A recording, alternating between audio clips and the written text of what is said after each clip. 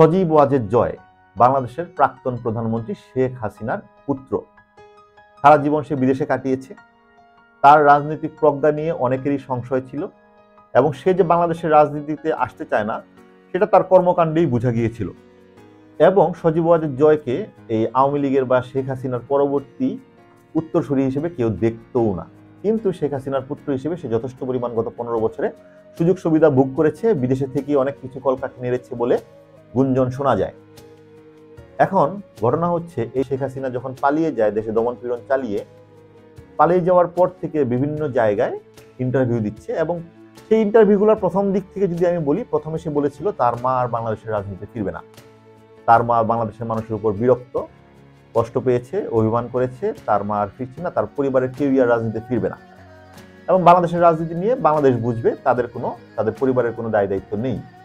এই ধরনের দায়িত্বহীন কথা বলার পরে সজীব ওয়াজেদ জয়কে নিয়ে অনেক প্রশ্ন উঠেছে সাধারণ মানুষের মনে, যে একটা দেশের প্রধানমন্ত্রী, আওয়ামী লীগের এত বছরের একটা পুরনো দল যারা কিনা দেশের স্বাধীনতা যুদ্ধে অবদান রেখেছিল, সেই দলের প্রাক্তন প্রধানমন্ত্রী শেখ হাসিনার ছেলে হয়ে এরকম দায়িত্বহীন কথা কিভাবে বলে। এবং অনেকেই তখন বলছিল যে শেখ হাসিনার এই পুত্র আসলে সারা জীবনই দায়িত্বহীন ছিল এবং যার কারণে তার বাংলাদেশের রাজনীতি নিয়ে কোনো ইন্টারেস্ট নেই এবং তার রাজনৈতিক প্রজ্ঞা নিয়েও কোয়েশ্চেন উঠেছে। তার যে রাজনৈতিক কোনো দূরদর্শিতা এবং অভিজ্ঞতা নেই, সেটা তার এই ইন্টারভিউগুলো দেখে আরো স্পষ্টতই সকলের কাছে চলে আসে। এখন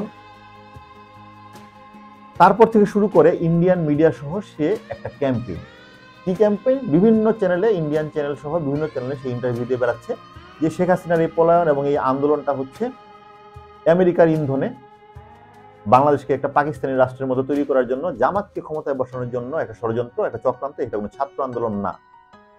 এই কথা সে বিভিন্ন ইন্টারভিউয়ে বলে বেরিয়েছে এবং এতে কিন্তু বাংলাদেশের শিক্ষিত যারা মানুষ রয়েছে তারা কিন্তু খুবই বিরক্ত হয়েছে এবং অনেকেই, বাংলাদেশের শিক্ষিত অনেকেই এর প্রতিবাদ করেছে এবং বিভিন্ন জায়গায় লেখালেখি করেছে।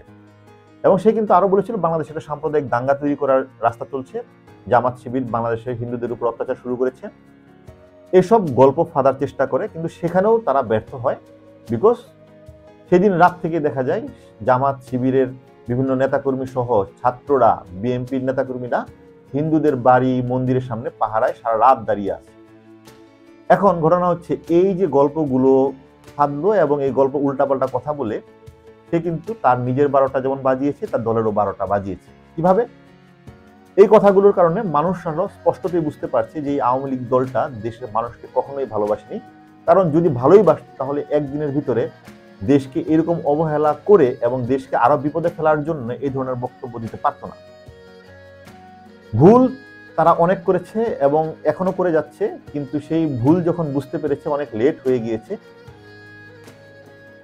এখন তারা আবার স্ট্র্যাটেজি চেঞ্জ করছে, যেহেতু এই স্ট্র্যাটেজিগুলো কাজে দেয়নি, তারা কিন্তু এখন আবার নতুন স্ট্র্যাটেজিতে ফিরছে। সেই স্ট্র্যাটেজি কি? সেই স্ট্র্যাটেজি হচ্ছে আওয়ামী লীগকে আবার যেহেতু পুনরুজ্জীবিত করার কোনো সুযোগ তৈরি করা যায় কিনা সেই রাস্তা খুঁজছে। যেহেতু তার মা কোথাও যাওয়ার আশ্রয় পাচ্ছে না, সেহেতু হতে পারে যে অবধারিতভাবেই তার বাংলাদেশে এসে শাস্তি মাথা পেতে নিতে হবে। কিন্তু সেই আশাটা যদি একটু নাটকীয়তায় পরিপূর্ণ করা যায়, সেই আশাটাকে যদি বলা হয় স্বেচ্ছায়, তাহলে একটু তাদের সম্মান বাঁচে। সেরকম একটা রাস্তা তৈরি করার কাজ চলছে। বাট সজীব ওয়াজেদ জয়ের রাজনৈতিক দর্শন, রাজনৈতিক জ্ঞান যে শিশু সুলভ, সে যে একদমই বাচ্চাদের মতো কথাবার্তা বলেছে, তার যে একদমই দূরদর্শিতা নেই, সেটা কিন্তু এই রিসেন্ট ঘটনায় আবারও আমরা প্রমাণ পেলাম।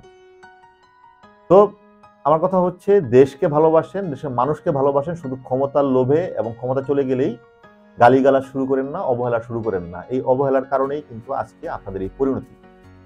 আশা করি আগামী দিনে, যেহেতু এখনো আওয়ামী লীগ নিবন্ধিত একটা দল, আগামী দিনে এই ভুল শুধরে হয়তোবা কত বছর পরে জানি না, বাট এখন থেকে 30, 40, 50 বছর পরে হলেও হয়তোবা থাকবে বাংলাদেশে আওয়ামী লীগ, আওয়ামী লীগের নাম থাকবে।